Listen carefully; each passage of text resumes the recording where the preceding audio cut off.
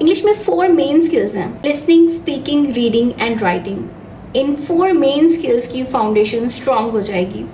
इसीलिए ये course exam preparation के लिए बहुत हेल्पफुल है एट एनी लेवल। अगर इंग्लिश सीखनी है तो बेसिक से स्टार्ट करें, सेंटेंस के स्ट्रक्चर को समझें। हर sentence different kind of word से मिलकर बनता है, जिन्हें हम पार्ट्स ऑफ स्पीच या वर्ड क्लासेस भी कहते हैं। पार्ट्स ऑफ स्पीच सीखने के बाद हम करेक्ट इंग्लिश सेंटेंसेस बना सकते हैं, कॉन्फिडेंटली इंग्लिश में बात कर सकते हैं और मोस्ट इम्पॉर्टेंट, ग्रामर हमारे लिए मुश्किल नहीं होगी। मैंने यहाँ पर एक सिंपल सेंटेंस लिया है, our friends are sitting in the corner. इस सेंटेंस के हर एक वर्ड का अलग मतलब है, इसलिए हम इन वर्ड्स को क्लासिफाई कर सकते हैं। मतलब ये कि इस सेंटेंस के डिफरेंट पार्ट्स हैं और इन पार्ट्स को हम क्लासिफाई कर सकते हैं और इन्हीं को हम पार्ट्स ऑफ स्पीच कहते हैं या वर्ड क्लासेस कहते हैं। इंग्लिश में हमारे पास 9 पार्ट्स ऑफ स्पीच हैं, noun, pronoun, verb, adjective, adverb, preposition, conjunction, interjection and article. अगर हम इस सेंटेंस को देखें तो इसका हर एक वर्ड इन वर्ड क्लासेस की अलग अलग क्लास से बिलोंग करता है। मेरे पास पहला जो वर्ड है आवर, मैं अगर ये कहूँ ये एक एडजेक्टिव है। हमारे पास जो 9 वर्ड क्लासेस हैं इनमें से एक क्लास एडजेक्टिव भी है और ये जो वर्ड है ये इस क्लास से बिलोंग करता है। नेक्स्ट हमारे पास वर्ड है फ्रेंड और मैंने ये कहा कि ये नाउन है। तो हमारे पास जो पार्ट्स ऑफ स्पीच है, 9 पार्ट्स ऑफ स्पीच, इनमें से एक नाउन भी है। इट्स मीन कि ये जो वर्ड है ये इस क्लास से बिलोंग करता है। मैं पार्ट्स ऑफ स्पीच के अलग अलग टॉपिक्स पर डिटेल वीडियो बना चुकी हूँ। ये वीडियो एक कंपाइल्ड कोर्स है। इसमें हम सभी 9 पार्ट्स ऑफ स्पीच को 1 बाय 1 इनकी डेफिनेशन, एग्जाम्पल और डेली लाइफ कन्वर्सेशन की सेंटेंसेस में इनकी आइडेंटिफिकेशन सीखेंगे। Noun is a word that refer to a person, place, thing or idea. किसी भी पर्सन का नाम, किसी जगह का नाम, किसी चीज का या कोई आइडिया भी हो सकता है। कोई ऐसा वर्ड जो कि किसी पर्सन का नाम हो, किसी जगह का नाम हो, किसी चीज का नाम हो या कोई आइडिया, तो उसे हम नाउन कहेंगे। फॉर एग्जाम्पल मैं यहाँ पर एक सेंटेंस यूज किया है मैंने, this book is very interesting. इस सेंटेंस में बुक एक किसी चीज के बारे में बताया गया, तो ये एक नाउन है। नेक्स्ट हमारे पास एग्जाम्पल है, she forgot her pen at home. तो यहाँ पर पेन, क्योंकि एक चीज का नाम बताया गया यहाँ पर, तो यहाँ पर पेन एक नाउन है। इस सेंटेंस में ये जो वर्ड है ये नाउन है। Mariam lives in Islamabad. मरियम एक लड़की का नाम है, इस्लामाबाद एक जगह का नाम है। तो यहाँ पर अब हमें पता चला कि किसी भी सेंटेंस में अगर किसी चीज़ का नाम लिया जा रहा है, किसी पर्सन का नाम लिया जा रहा है, चाहे वो लड़की हो या लड़का, या कोई आइडिया जिसके बारे में बताया जा रहा है, या किसी जगह के बारे में नाम लिया जा रहा है, तो वो जो वर्ड होगा उसे हम नाउन कहेंगे। कॉमनली यूज होने वाले नाउन्स जैसे कि apple, baby, back, ball, bear, bad, bell, bird, birthday, boat, box, boy, बहुत सी एग्जाम्पल्स हो सकती हैं। इन एग्जाम्पल्स के अलावा भी एग्जाम्पल देखी जा सकती हैं। कुछ एग्जाम्पल सेंटेंसेस हैं जिनमें हम नाउन को आइडेंटिफाई करेंगे तो हमें और ज़्यादा प्रैक्टिस हो जाएगी। हमारे पास सेंटेंस है, the leaves on the tree turn golden in the autumn. यहाँ पर इस सेंटेंस में, बल्कि इन सभी सेंटेंस में जो नाउन का वर्ड है उसको हाईलाइट किया गया है। एक एग्जाम्पल है हमारे पास, Shazia is new in class, I don't really know her. यहाँ पर मैंने जब शाजिया का नाम एक दफ़ा इस्तेमाल कर लिया है, नाउन है। इस सेंटेंस में ये जो वर्ड है शाजिया, ये एक नाउन है। और मेरा जो अगला सेंटेंस है उसमें मैंने शाजिया का नाम नहीं लिया, बल्कि इंस्टेड ऑफ दैट मैंने हर का वर्ड यूज़ किया है, जो कि एक प्रोनाउन है। I don't really know her, मैंने ये नहीं कहा I don't really know Shazia, मैंने ये कहा I don't really know her. Shazia is new in class, I don't really know her. तो यहाँ पर नाउन के वर्ड को रिप्लेस करने वाला वर्ड कौन सा है? हर। तो यहाँ पर ये वर्ड प्रोनाउन है। इसी तरह किसी भी सेंटेंस में हम आइडेंटिफाई कर सकते हैं कि प्रोनाउन कौन से वर्ड्स हैं। जो भी सेंटेंस में नाउन की जगह पर इस्तेमाल किया जाने वाला वर्ड होगा, उसकी रेपिटेशन को अवॉइड करने के लिए वो हमारे पास प्रोनाउन होगा। Relatives have a big dog but ours is too small. इस सेंटेंस में किसी का नाम नहीं लिया गया बल्कि उसकी जगह पर प्रोनाउन का यूज हुआ है, ours. We go to the gym club together, we. अब मैंने यहाँ पर वी का वर्ड यूज किया है, यहाँ पर किसी का नाम नहीं लिया गया, तो यहाँ पर ये जो वर्ड नाउन की जगह पे यूज हुआ ये एक प्रोनाउन है। Pronouns. A pronoun is a word that is used in a place of a noun to avoid repeating the noun multiple times in a sentence. जब हम किसी एक सेंटेंस में किसी नाउन का यूज करते हैं, किसी का नाम लेते हैं, तो ज़रूरी नहीं है कि हम उसके नाम को बार बार रिपीट करेंगे तो हमारी बात को समझा जाएगा, ऐसा नहीं है। बल्कि उस नाउन की जगह पर हम प्रोनाउन वर्ड्स यूज करते हैं। वो कौन से वर्ड्स होते हैं? जैसे कि हम हर, शाजिया की जगह हर यूज करेंगे, अदनान की जगह हिम यूज करेंगे, टेबल की जगह इट यूज करेंगे। तो ऐसे वर्ड जो कि रिप्लेस हो जाते हैं नाउन के साथ हमारे सेंटेंसेस में, उन्हें हम प्रोनाउन कहते हैं। Verb is a word that describe an action. ऐसे अल्फाज जो किसी काम की होने के बारे में बताते हैं। जैसे verb is a word that describe an action, occurrence और state of being. For example, हमारे पास किसी काम के करने के लिए हम डू, डन इस तरह के वर्ड यूज करते हैं। सोने की, अगर कोई ये बताना चाहता है कि कोई सो रहा है तो स्लीप। अगर हम ये बताना चाहते हैं कोई ड्राइव कर रहा है तो ड्राइव का वर्ड यूज करेंगे।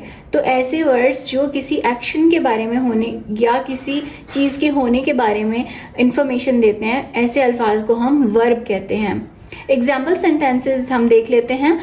Will you check if this book is in stock? इस सेंटेंस में चेक करना, किसी चीज के बारे में मालूम करना।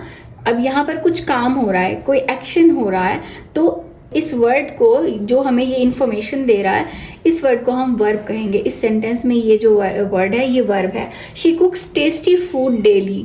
कुक्स, यहाँ पर फिर एक एक्शन के बारे में बताया जा रहा है, वो रोज टेस्टी खाना पकाती है। तो यहाँ पर एक और काम के होने के बारे में बताया जा रहा है, तो ये इस सेंटेंस में कुक्स का जो वर्ड है ये एक वर्ब है। She is writing a novel. यहाँ पर क्या काम हो रहा है? लिखने के बारे में बताया जा रहा है, तो यहाँ पर इज राइटिंग ये हमारे पास वर्ब है। ही लेफ्ट दिस बैग। यहाँ पर जो लेफ्ट का वर्ड है ये एक वर्ब है। और बहुत सी एग्जाम्पल हो सकती हैं वर्ब की। For example, be, have, do, say कहना, गो जाना, drive, get, make, think, keep, बहुत सी एग्जाम्पल्स हो सकती हैं। एडजेक्टिव्स, ये ऐसे वर्ड्स होते हैं जो नाउन की किसी भी क्वालिटी के बारे में, उसकी कोई खासियत के बारे में, उसकी कलर, शेप या कोई क्वालिटी के बारे में डिस्क्राइब कर रहे होते हैं, उनके बारे में इंफॉर्मेशन दे रहे होते हैं। तो adjective are words that describes noun. For example, the new house has white door. यहाँ पर इस सेंटेंस में वाइट खासियत बता रहे ना, डोर किस तरह के कलर का है? डोर वाइट कलर का है। अगर हम ये वाइट का वर्ड यूज ना करें तो हमें इसके बारे में पता नहीं चलेगा। तो ये एक चीज को ऐड कर रहा है और उसकी खासियत बता रहा है, उसकी कोई क्वालिटी बता रहा है। तो ये वर्ड हमारे पास एडजेक्टिव है। The new house has white door.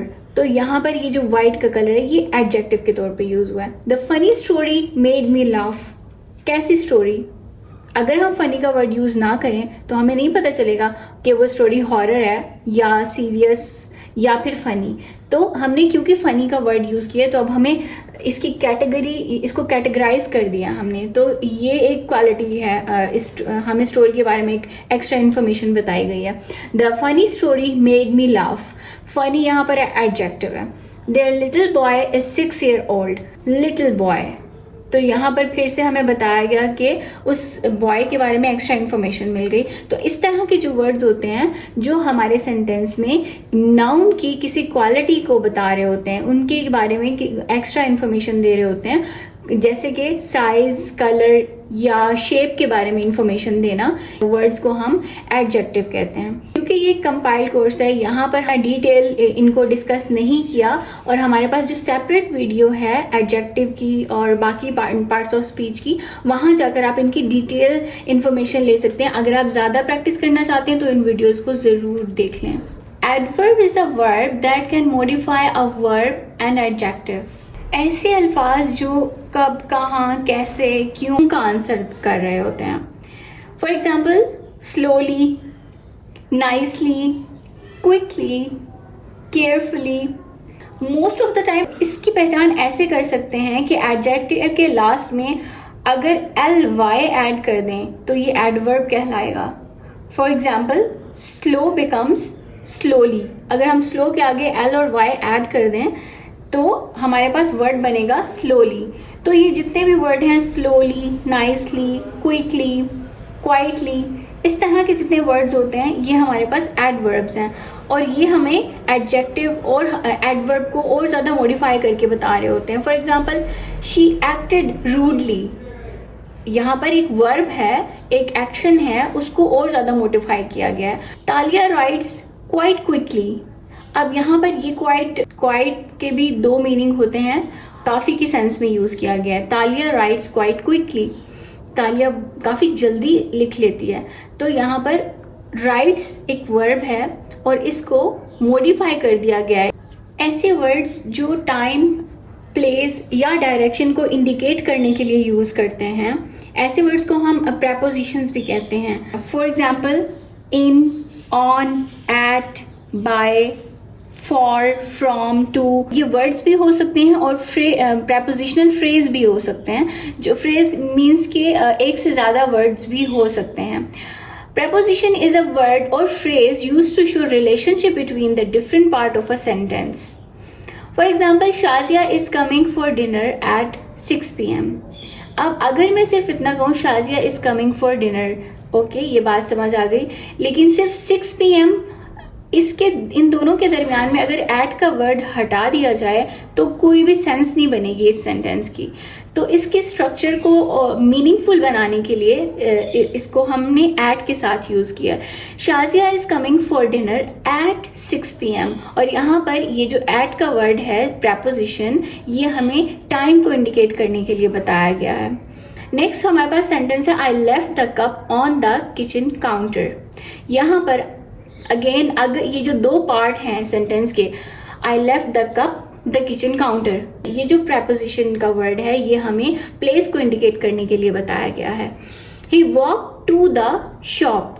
इस सेंटेंस में ये जो टू का वर्ड है ये डायरेक्शन को शो कर रहा है, मूवमेंट को शो कर रहा है किसी चीज़ की, किसी एक डायरेक्शन की तरफ. तो यहाँ पर ही वॉकड द शॉप, बीच में हमने लिंक करने के लिए टू का वर्ड यूज़ किया और ये हमारे पास इस तरह के जो वर्ड्स होते हैं ये प्रेपोजिशंस होते हैं. तो हमारे पास जो parts of speech, 9 parts of speech है, उनमें एक प्रेपोजिशन भी है, बहुत ज़्यादा इंपॉर्टेंट है और इनका सही इस्तेमाल बहुत ज़्यादा इंपॉर्टेंट है. मैंने प्रेपोजिशन के टॉपिक पर भी एक डिटेल वीडियो बनाई है. अगर आप और ज़्यादा इन्फॉर्मेशन लेना चाहते हैं तो प्लीज़ वो वीडियो भी ज़रूर देख लीजिएगा. कंजंक्शन इस तरह के वर्ड्स होते हैं जो फ्रेजेस, क्लॉजेस को सेंटेंसेस में आपस में कनेक्ट कर रहे होते हैं, लेकिन ये कोई टाइम, प्लेस या डायरेक्शन को इंडिकेट करने के लिए नहीं होते, सिर्फ उनका एक कनेक्शन बनाने के लिए इस्तेमाल किए जाते हैं. For example Talia likes swimming and hiking. यहाँ पर हमने और का बताने के लिए कि ये भी पसंद है और ये भी पसंद है, तो दोनों चीज़ों को बताने के लिए हमने एंड का वर्ड यूज़ किया. You can choose what movie we watch because I choose the last time. Because का जो वर्ड है जो इनको आपस में कनेक्ट कर रहा है, ये एक कंजंक्शन है. We can either go out for dinner or go to the theatre. तो यहाँ पर मैंने हाईलाइट किया है आइदर और का वर्ड, ये यहाँ पर कंजंक्शन के तौर पर यूज़ किए गए हैं. इंटरजेक्शन ऐसे अल्फाज होते हैं जो फीलिंग को एक्सप्रेस करने के लिए, एक्साइटमेंट को बताने के लिए इस्तेमाल किए जाते हैं. An interjection is a word or phrase used to express feeling, give a command or greet someone. For example, ouch, I hurt my leg. यहाँ पर hey, how are you doing? यहाँ पर जो hey का वर्ड है, यहाँ पर ये इंटरजेक्शन है.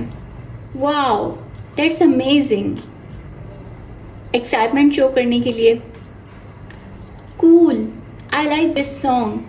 Cool, I like this song. Good. Now we can start a new chapter. तो यहाँ पर ग्रीट करने के लिए, फीलिंग्स को एक्सप्रेस करने के लिए, एक्साइटमेंट शो करने के लिए इंटरजेक्शन के वर्ड्स यूज किए जाते हैं. मोस्ट ऑफ द टाइम ये ऐसे वर्ड्स जो हैं ये एक्सक्लेमेटरी मार्क के साथ लिखे जाते हैं, क्योंकि उससे हमारी फीलिंग शो हो रही होती है. हम अपनी फीलिंग्स सेंटेंस में कैसे बताते हैं, तो उसको हम इस तरह के वर्ड यूज करने के बाद एक्सक्लेमेटरी मार्क्स के साथ शो करते हैं. जब हम अपने सेंटेंस में किसी ऐसी चीज़ के बारे में बात कर रहे होते हैं जिसको हम प्रोमिनेंटली इंडिकेट करना चाह रहे हो, उसको स्पेसिफाई करना चाह रहे हो, अगर हमें किसी चीज़ को स्पेसिफाई करना होता है, स्पेसिफिकली किसी एक चीज़ के बारे में बात करनी होती है, तो हम डेफिनेट आर्टिकल यूज़ करते हैं. और अगर जनरली किसी चीज़ के बारे में बात हो रही है तो हम इनडेफिनेट आर्टिकल यूज़ कर रहे होते हैं. और इनडेफिनेट आर्टिकल्स में भी हमारे पास अ एंड एन दो तरह के आर्टिकल्स हैं. आ हम यूज़ करते हैं ऐसे वर्ड से पहले जो कि वॉवल से स्टार्ट नहीं होते, जो कि कॉन्सोनेंट से स्टार्ट होते हैं. ऐसे वर्ड से पहले लिखा जाता है एन, जो कि किसी वॉवल से स्टार्ट हो रहा हो. अ, आई, ओ, यू, इस तरह के वर्ड से अगर कोई वर्ड स्टार्ट हो रहा है जिसे हमने इंडिकेट करना है और वो जनरली उसके बारे में बात हो रही है, तो हम एन का वर्ड यूज़ करेंगे. Let's see some examples. I live just outside the town. यहाँ पर मैंने किसी चीज़ के बारे में स्पेसिफिकली बताया है, तो यहाँ पर हम द इस्तेमाल करेंगे. She opened the window. यहाँ पर वो डोर भी तो ओपन कर सकती है, लेकिन क्योंकि मैं स्पेशली विंडो के बारे में बात कर रही हूँ तो मैंने इसलिए इसको द के साथ इंडिकेट किया है. I saw a cat outside. Cat generally बात की जा रही, किसी ब्लैक या वाइट कैट के बारे में मैंने इंडिकेट नहीं किया. अगर मैं कुछ ऐसा इंडिकेट करती तो मैं डेफिनेट आर्टिकल द का यूज़ करती. मैंने इनडेफिनेट आर्टिकल का यूज़ किया है. I saw a cat outside. She found the book. The उसको स्पेसिफाई करने के लिए द का वर्ड यूज़ किया है, जो कि डेफिनेट आर्टिकल है. We need an extra chair. यहाँ पर किसी कोई भी एक्स्ट्रा चेयर, कोई भी चेयर हो सकती है जो यहाँ पर जिसकी ज़रूरत है. तो यहाँ पर क्योंकि ये वर्ड ई से स्टार्ट हो रहा है, इसलिए इससे पहले एन यूज़ किया जाएगा. कैट का वर्ड क्योंकि एक कॉन्स्टेंट से स्टार्ट हो रहा है, तो इससे पहले अ का यूज़ करेंगे, जो कि एक इनडेफिनेट आर्टिकल है. इस कोर्स में हमने सेंटेंस के हर एक पार्ट को, जो कि हमारे पास 9 पार्ट्स ऑफ स्पीच हैं, 9 वर्ड क्लासेस हैं, हर एक क्लास को अलग अलग पढ़ा है और उसको एग्जाम्पल के साथ समझा है. अगर और ज़्यादा डिटेल में पढ़ना चाहते हैं तो प्लीज़ हमारी जो डिटेल वीडियो हैं उनको ज़रूर देख लीजिएगा. एक सिंपल सेंटेंस में कौन कौन से पार्ट्स हो सकते हैं? Subject plus verb. Simple sentence में एक सब्जेक्ट होता है और एक वर्ब होता है जिससे हमारा सेंटेंस कंप्लीट होता है. For example, she runs. She यहाँ पर हमारे पास सब्जेक्ट है, रन्स ये हमारे पास वर्ब है. वर्ब एक एक्शन को इंडिकेट कर रहा है और शी यहाँ पर सब्जेक्ट है जो ये एक्शन परफॉर्म कर रहा है. Birds fly. बर्ड्स हमारे पास सब्जेक्ट है, फ्लाई हमारे पास वर्ब है. यहाँ पर सब्जेक्ट और वर्ब मिलकर एक सेंटेंस को कंप्लीट कर रहे हैं. I subject, smile. I smile. Smile यहाँ पर वर्ब है. ये एक सिंपल सेंटेंस स्ट्रक्चर है जो कि सब्जेक्ट प्लस वर्ब से मिलके बना है. नेक्स्ट हमारे पास एक कंपाउंड सेंटेंस स्ट्रक्चर है जिसमें हमारे पास एक सब्जेक्ट होता है, एक वर्ब होता है और एक ऑब्जेक्ट होता है. सब्जेक्ट जो कि एक्शन परफॉर्म कर रहा होता है, वर्ब जिस एक्शन को परफॉर्म किया जा रहा होता है और ऑब्जेक्ट जो कि एक्शन को रिसीव करता है. ये तीनों पार्ट्स मिलके हमारे पास एक कंप्लीट सेंटेंस बनाते हैं. For example, she reads a book. She हमारे पास सब्जेक्ट है, रीड्स वर्ब है, यानी कि यहाँ पर पढ़ना ये एक वर्ब है.